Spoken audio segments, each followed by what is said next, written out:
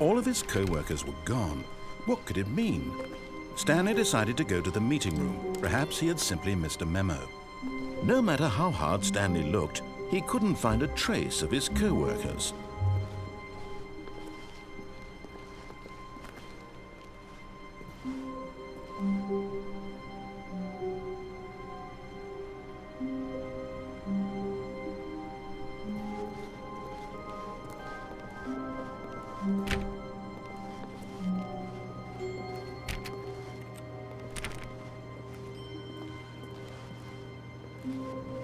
Stanley went around touching every little thing in the office, but it didn't make a single difference, nor did it advance the story in any way.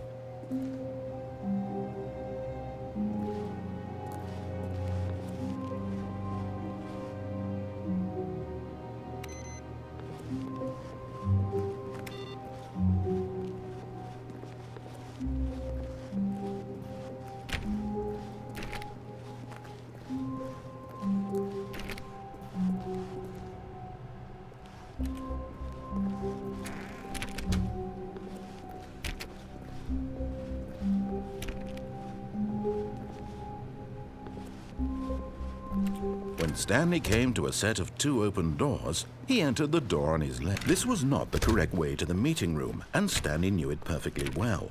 Perhaps he wanted to stop by the employee lounge first, just to admire it.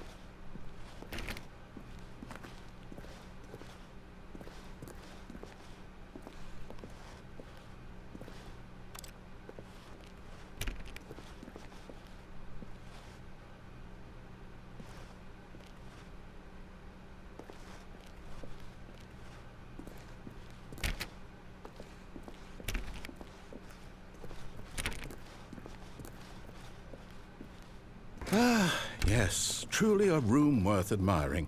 It had really been worth the detour after all, just to spend a few moments here in this immaculate, beautifully constructed room. Stanley simply stood here, drinking it all in.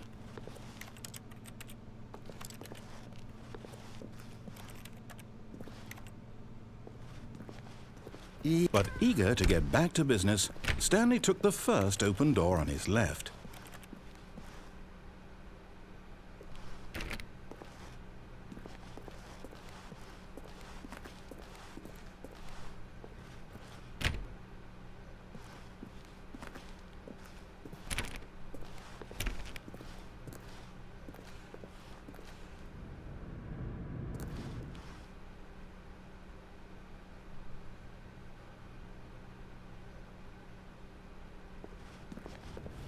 Stanley was so bad at following directions, it's incredible he wasn't fired years ago.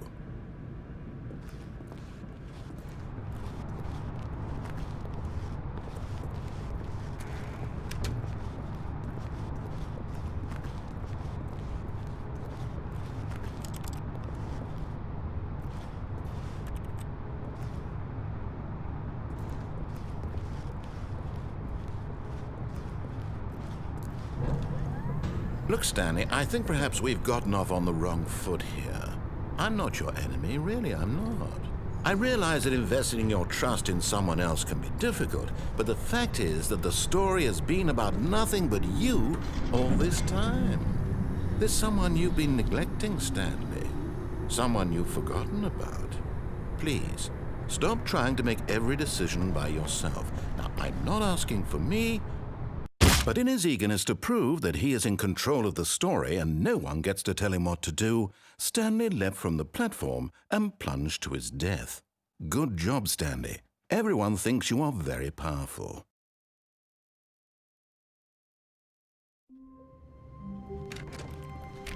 Already this was uncomfortable, and Stanley decided that as soon as he found a new space he felt safe in, that he would never leave it again in his life.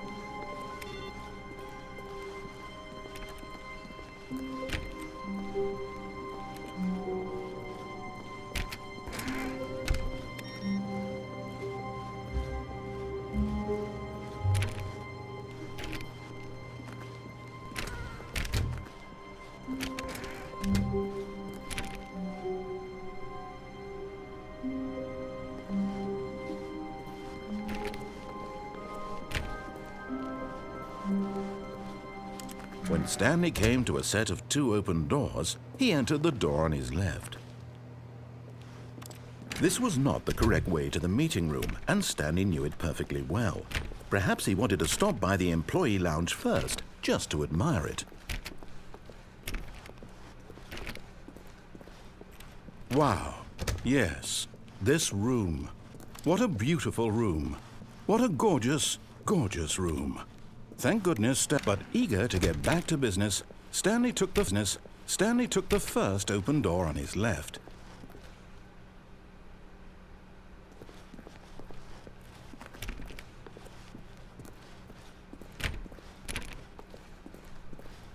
Stanley was so bad at following directions, it's incredible he wasn't fired years ago.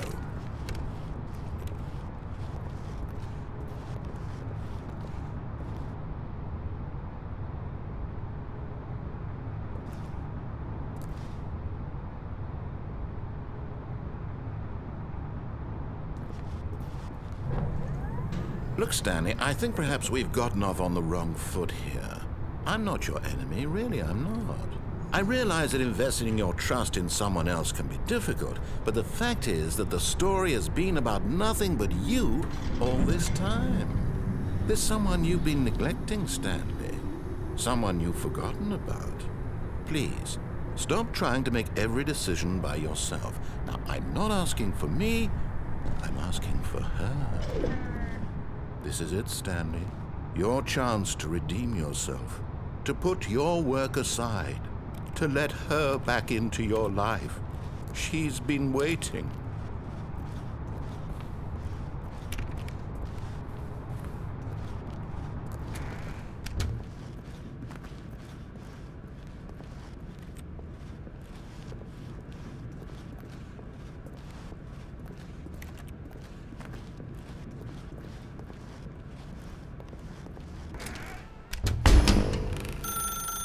That's her, Stanley. You need to be the one to do this, to reach out to her. If you can truly place your faith in another, then pick up the phone. As Stanley picked up the phone, a white light engulfed him, filling him not just with radiance, but with hope. Hope for a life reunited one... Wait. Oh, goodness. Stanley, did you just unplug the phone? No, that wasn't supposed to be a choice. How did you do that? You actually chose incorrectly. I didn't even know that was possible. Let me double check. No, it's definitely here, clear as day. Stanley picks up the phone. He's taken to his apartment where he finds his wife, and the two pledge themselves to one another. Music comes in, fade to white, roll credits. Not picking up the phone is actually somehow an incorrect course of action. How is that even possible? None of these decisions were supposed to mean anything. I don't understand. How on earth are you making meaningful choices? What did you... Wait a second. Did I just see... No, that's not possible. I can't believe it. How had I not noticed it sooner? You're not Stanley. You're a real person. I can't believe I was so mistaken. This is why you've been able to make correct and incorrect choices. And to think I've been letting you run around in this game for so long. If you'd made any more wrong choices, you might have negated it entirely. It's as though you completely ignored even the most basic safety protocol for real-world decision-making. Or did you not grasp the severity of the situation? Well, I won't have that kind of risk on my watch. I'm going to stop the game for a moment so we can educate you properly on safe decision-making in the real world. Please observe this helpful instructional video. Choice. It's the best part of being a real person. But if used incorrectly, can also be the most dangerous. For example, in this scenario, a hypothetical real person named Stephen has a choice. He could spend years helping improve the quality of life for citizens of impoverished third world nations. Or he could systematically set fire to every orphan living in a 30-kilometer radius of his house. Which choice would you make? Remember that unlike here, the real world makes sense, and at no time should you make a choice that does not conform to rational logic. If you find yourself speaking with a person who does not make sense, in all likelihood, that person is not real. Allow the person to finish their thought, then provide an excuse why you cannot continue talking. Turn to a partner and practice saying, My goodness, is it 4:30? I'm supposed to be having a back, sack, and crack.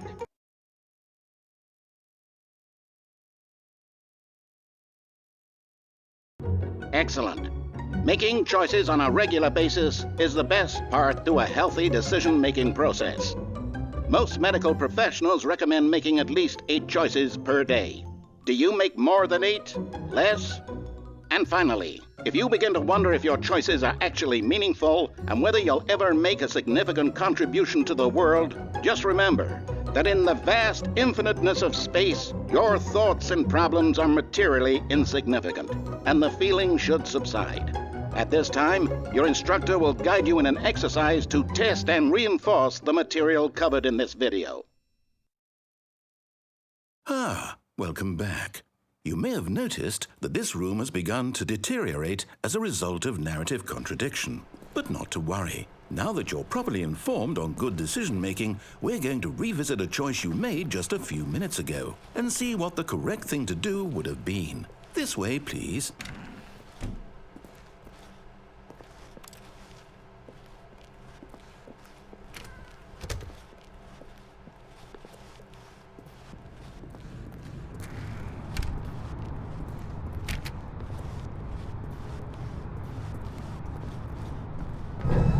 Now that we know your choices are meaningful, we can't have you jumping off the platform and dying. Imagine the main character dying senselessly halfway through the story. That story would make no sense at all. We just need to get you home as soon as possible before the narrative contradiction gets any worse. Unfortunately, it seems this place is not well equipped to deal with reality.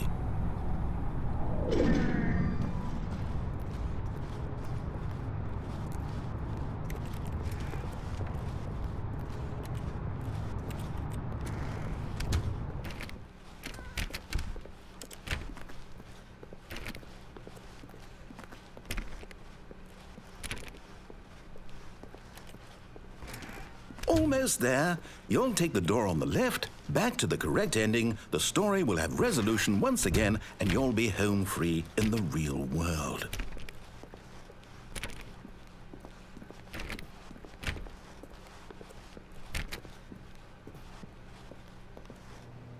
Now remember, all you need to do is behave exactly as Stanley would.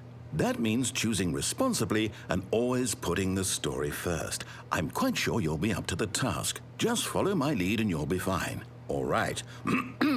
When Stanley came to a set of 2 open doors, he entered the door on his left.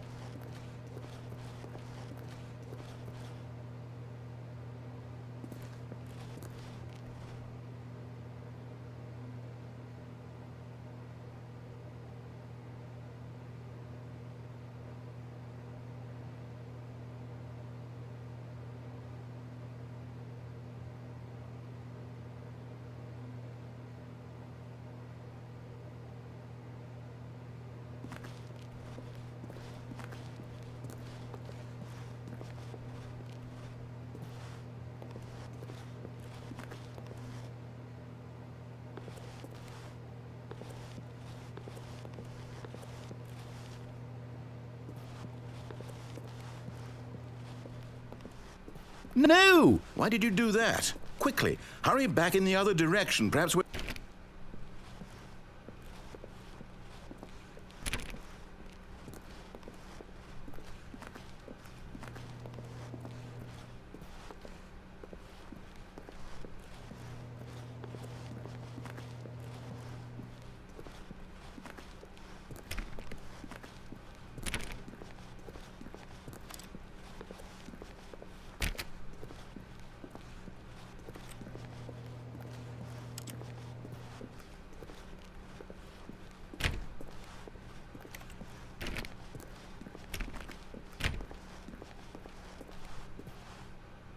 Oh, it's ruined.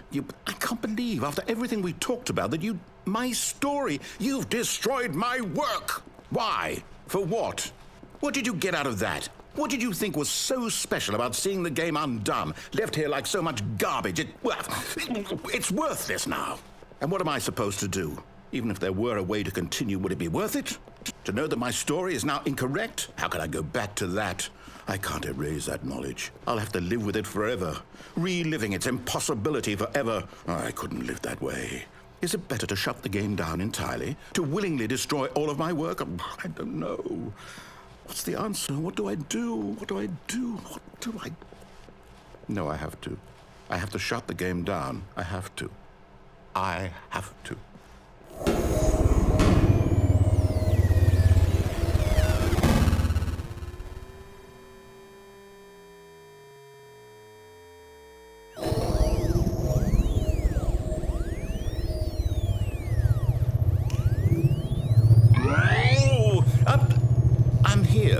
I'm still here in this pile of rubbish, with you, who thought you were so clever.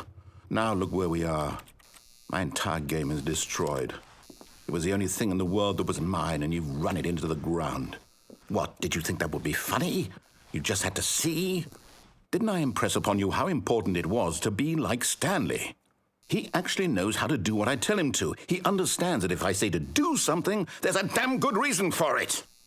That thought hadn't even occurred to you, had it? That there's a world outside of you? You're a child. Oh, my story. If you'd just gone through the door on the left, you would have seen it. There was a whole underground facility. You would have destroyed it and been victorious. It would have been so perfect. I worked so hard on it. I tried so hard.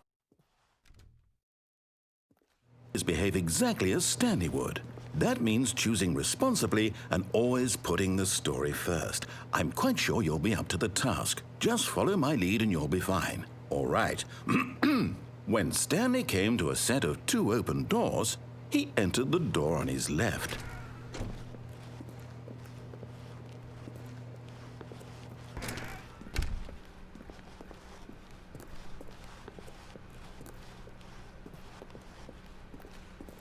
Yet there was not a single person here either. Feeling weightless, hoping he might find an answer there.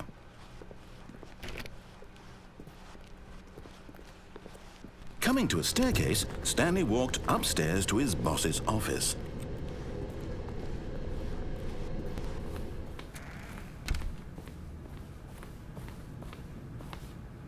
Stepping inside his manager's office, Stanley was once again stunned to discover not an indication of any human life. Shocked, unraveled, Stanley wondered in disbelief who orchestrated this, until he saw the door with a voice receiver next to it. Surely behind this door lay all the answers to his questions. And beyond all probability, he knew the passcode. He had seen it on his boss's computer just last week. Nightshark 115. Was this the code to open the door? Would it still work? There was only one way to find out. Stanley had been trained never to speak up, but now he would draw from within himself the courage to face the unknown. He drew a sharp breath and then spoke the code.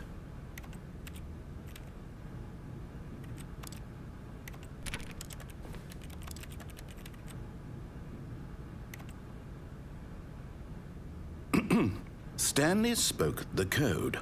Nightshark 115. He spoke it into the receiver, right there on the wall.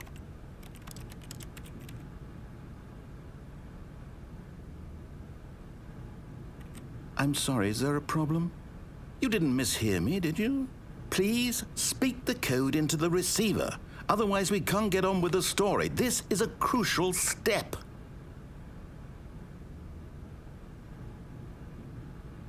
Okay, fine, you're not gonna do it, but you know what? It's pretty humiliating to bring you this far, only for you to suddenly decide you have better things to do. I asked you for this one single thing, for your respect. The kind of respect Stanley shows for his choices. He knows what it means to take a story seriously. If you didn't want to see what I had to show you, then why did you come here? You had a choice, you know. You could have gone through the door on the right. You could have done whatever the hell you wanted over there. Why did you come this way? Speak. Say something to me. Explain yourself, you coward. When Stanley came to a set of 2 open doors, he entered the door on his left. Stanley? Hello? Are you... Is everything okay? Stanley, please. I need you to make a choice. I need you to walk through the door. Are you listening to me? Can you hear me? Is everything all right? Stanley, this is important. The story needs you. It needs you to make a decision. It cannot exist without you. Do you understand me? Whatever choice you make is just fine. They're both correct. You cannot be wrong here. We can work together. I'll accept whatever you do. I simply need you to take that step forward, please. Choose. Do something. Anything.